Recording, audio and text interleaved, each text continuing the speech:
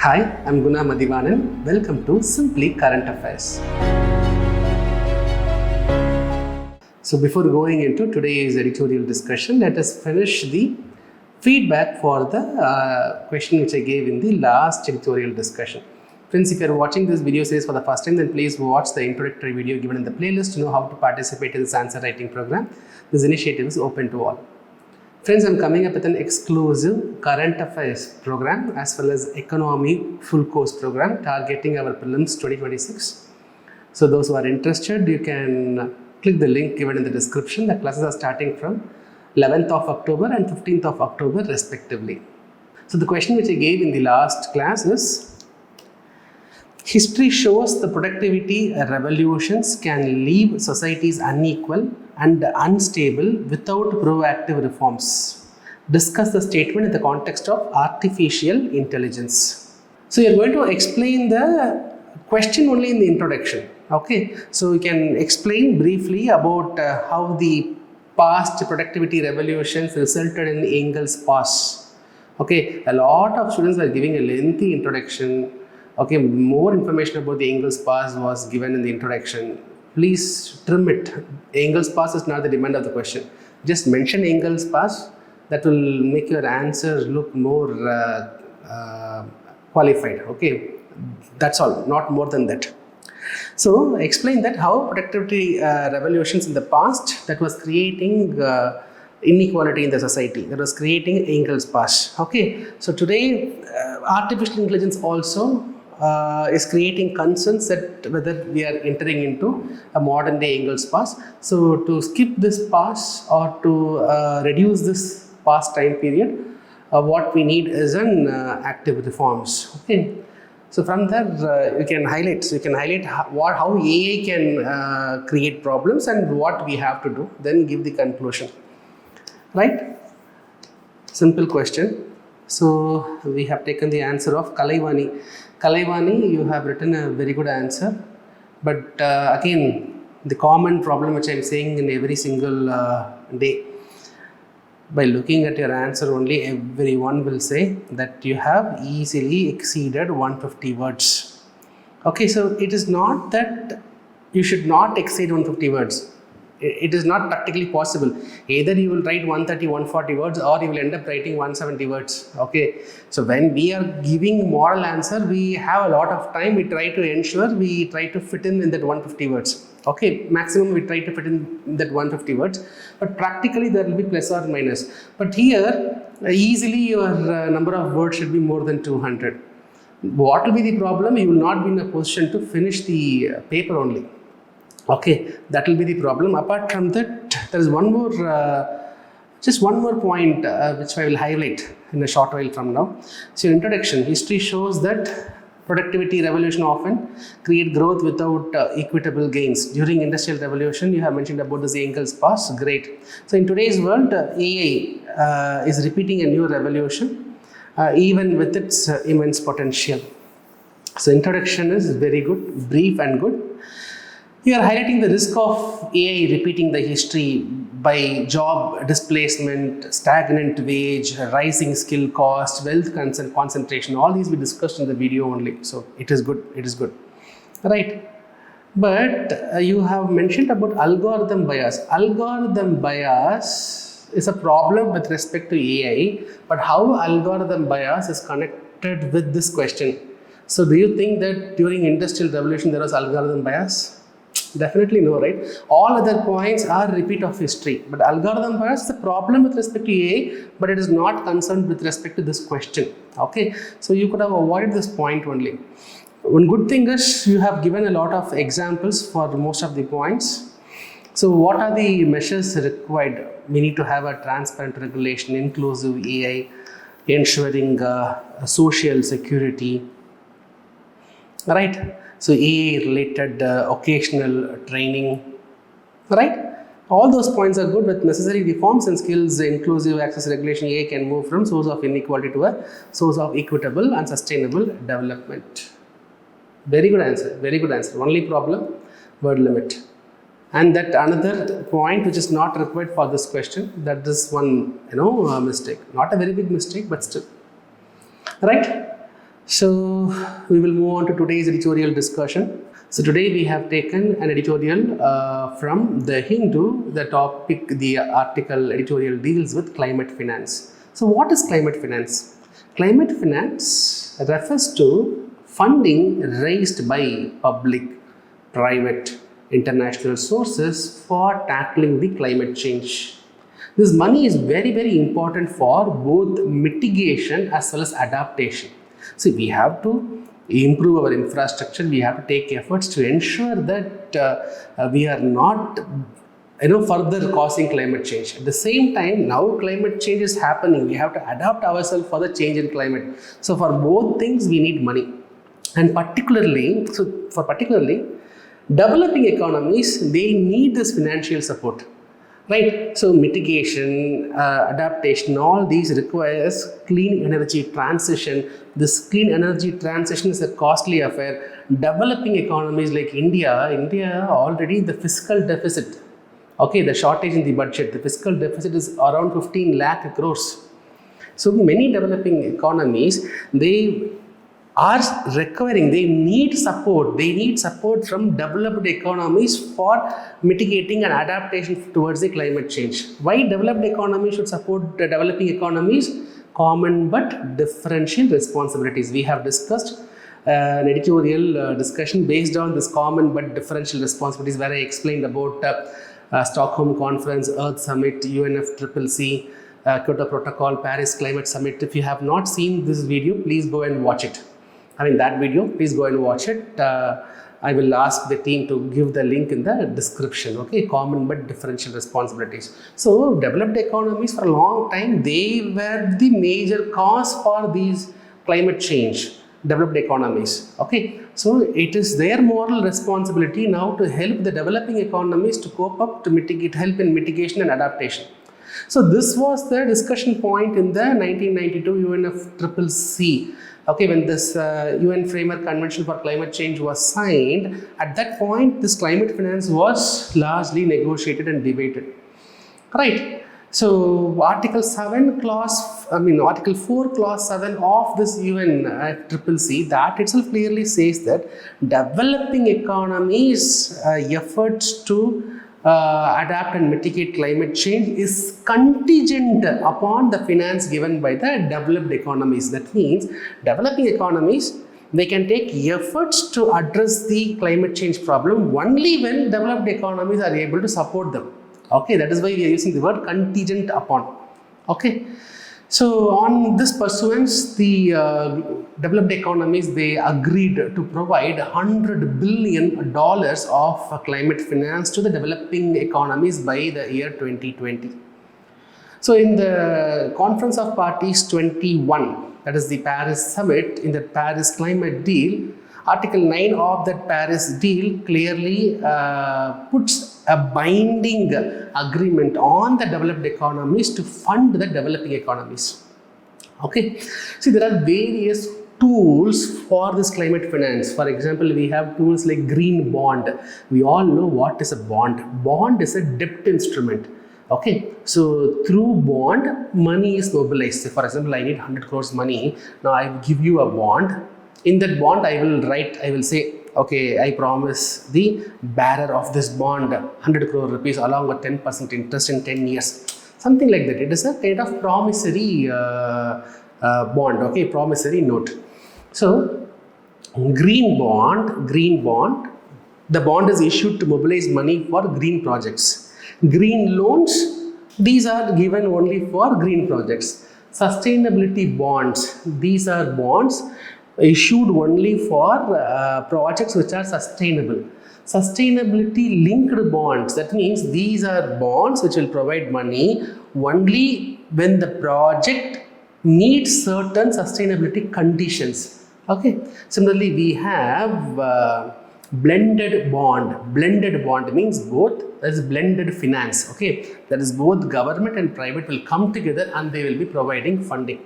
Similarly, we have equity investments where various industries. Now imagine Simply Environment. Guna is coming up with a new organization, Simply Environment. So I try to take efforts to conserve the environment. So now in such companies, The investors will invest and they will buy some stake, equity. This is equity investment. Apart from that, we have this carbon trading mechanism, which I explained in the common but differential topic.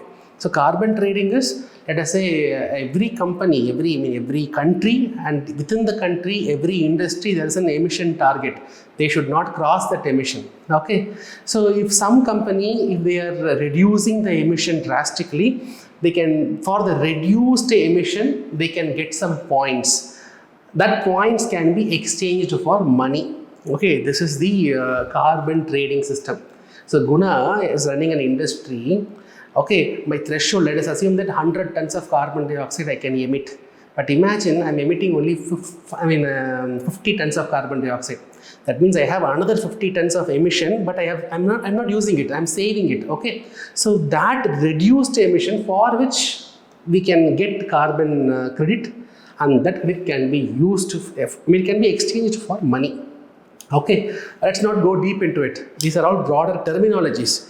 So these are terms related to climate finance, that is green bond, green loan, blended finance, sustainability linked bonds, okay, equity investments, all these are some major tools.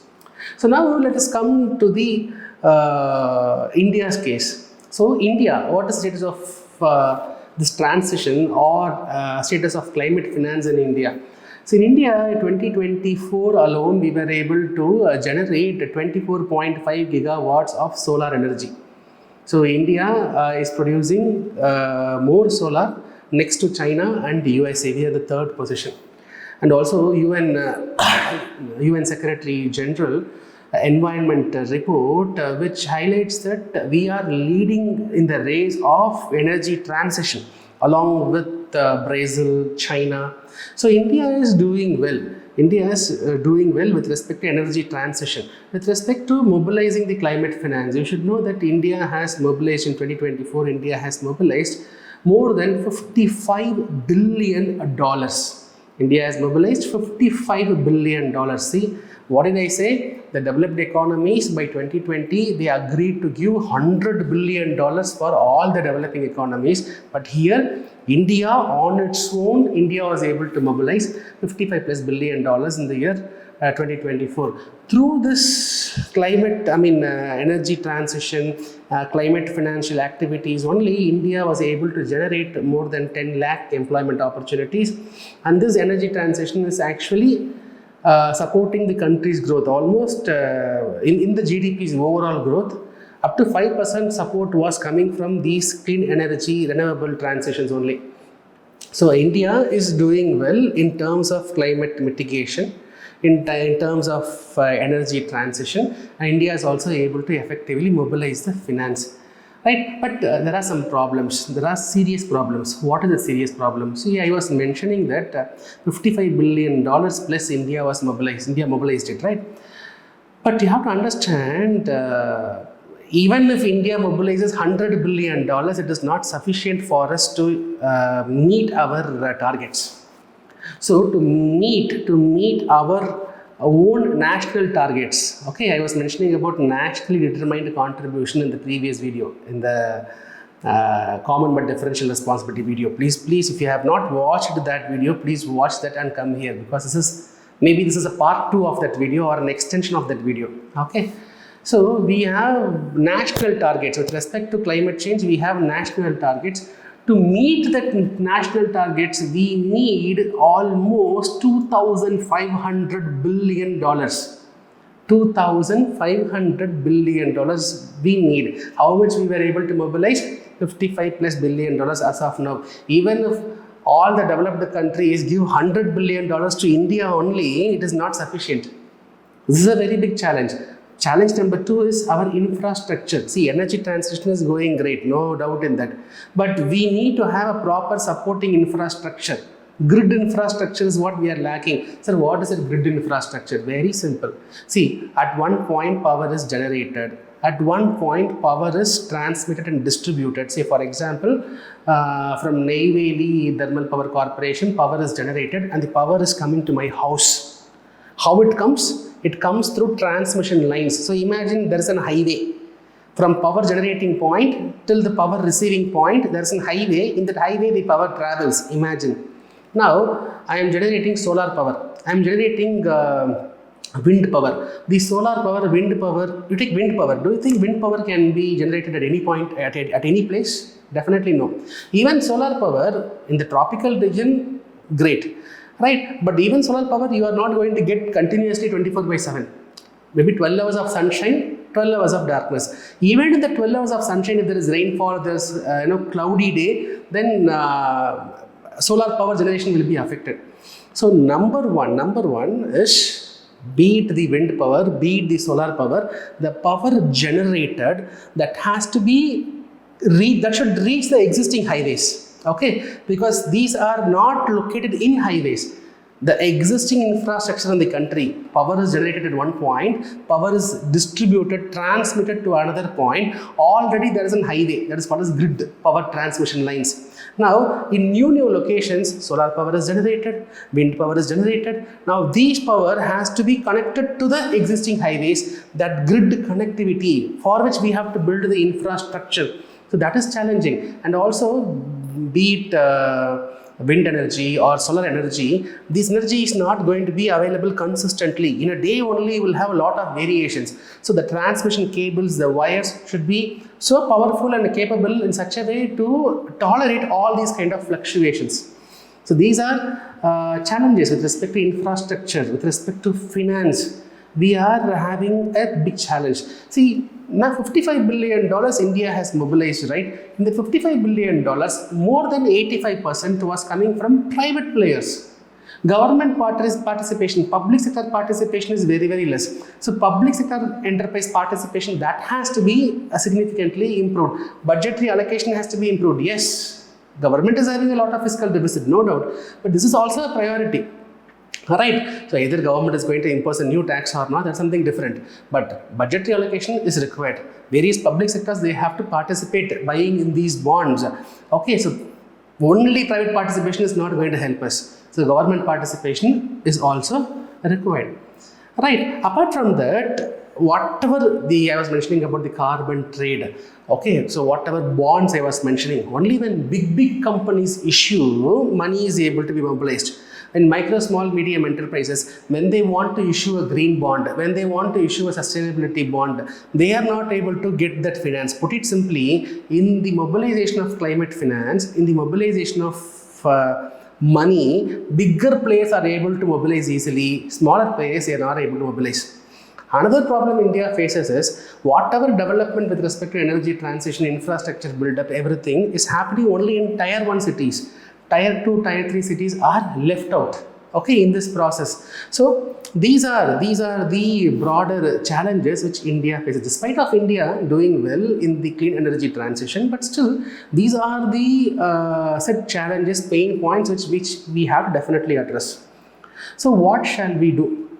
See, we have to do definitely something, because this climate change is not partial. Climate change is impacting developed country and developing country. But the problem will be largely faced by developing country, because we do not have sufficient resource or infrastructure to protect ourselves from the climate change. Developed countries, they will protect themselves. But developing countries, we do not have that much resource. So climate change is not biased, but because of the given inequality prevailing among the countries, developing economies will suffer a lot. So India should act like the voice of global south. Being a responsible country, it's an opportunity for India to bring all the developing economies in a single page and put pressure on the developed economies to support with more climate finance. Right. Apart from that, see, India, the International Solar Alliance, India has the headquarters. We are having a leadership role in that. So we should make use of all these associations, not just for mobilizing finances. Finance is one thing. We need technology to mitigate and to adopt. We need technology. We need innovation. We need research and development. So we have to pool in all our resources, all our contacts to come up with some sustainable, viable solution. So to achieve India's climate goals, India should not just focus on clean energy transition, We have to focus on mobilizing finance. We have to focus on bringing technological innovation. We should also ensure that the entire infrastructure which we build in this process is more inclusive and more sustainable. Right? I hope you got clarity on the topic of what we discussed today. Very important topic. I repeat, please watch the common but differential responsibility CBDR editorial topic. Then you will understand this topic very well. So now, based on our discussion, I will give you a question. Despite considerable progress in mobilizing climate finance, India faces a substantial shortfall in funding required to achieve its national climate goals. Identify the key challenges and recommend strategies to bridge this financing gap. This is what we discussed. Okay, slight tweaking is required. You can easily answer this question. So submit your answers before 9 a.m. tomorrow at upsc@gunasir@gmail.com, and once after sending an email, please mention your name and just tell that you have sent the email in the comment section. I hope you are liking all our initiatives. Please watch our other videos as well. I have started the Economics Explained. I have started Hit List series as well. So please go through. Everything will be very, very useful, and kindly share it with your friends. Okay, and also give your feedback in the comment section. That is what motivates me as well as my team. Right, friends, I will see you tomorrow with another interesting editorial topic. Till then, bye. Take care from Guna Mathivanan.